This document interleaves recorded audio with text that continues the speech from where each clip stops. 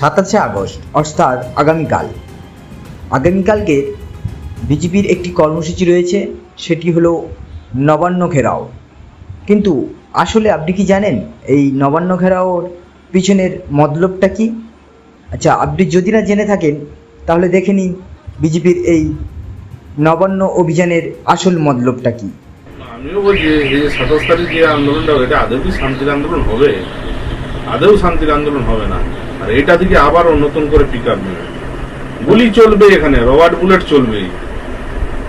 Rubber bullet আমার মনে হয় না ওরা বুলেট চালাবে, কারণ ওরা কিন্তু একটা জিনিস বুঝেছে, কিন্তু এরা চালাতে বাধ্য করাবে। মানে যারা যাবে এখানে একটা ভেতরে বিরাট রাজনীতি চক্র চলছে, এইটা থেকেই হয়তো একটা অন্য কিছু মোড় ঘুরে গেলে ঘুরে যেতেও পারে, আমাদের ধারণা আর কি সেগুলো। তো সবই দেখার ব্যাপার, কি হয় এখন দেখা যাক।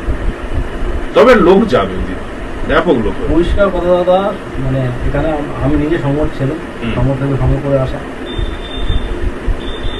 বডি যদি না পড়ে রাজনীতি হবে না। বডি যদি না পড়ে, দু একটা লাশ যদি না থাকে, আপনি কি মনে করেন মোড় ঘুরতে পারে?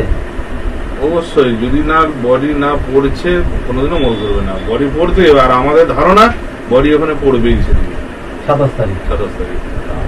ওইটা না হলে ঘোরার চান্স নেই। না না, কি হবে সুপ্রিম কোর্ট হাত দিয়েছে দাদা 27 তারিখ। যদি আপনি যেটা বললেন জঙ্গি আন্দোলন, ওটা যদি করতেই হবে, জঙ্গি না করতে পারলে কিচ্ছু হবে না। একটা দুটো বডি যদি না পড়ে কিচ্ছু হবে না।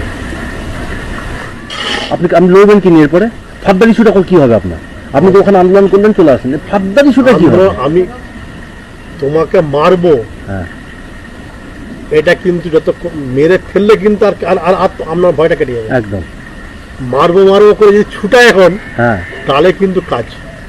এখন হচ্ছে মানে পরিষ্কার কথা হচ্ছে যেটা, সেটা হচ্ছে আপনি যখনই দেখবেন লোক বলে যে পুলিশের গুলিতে একটা বডি পড়ে গেছে।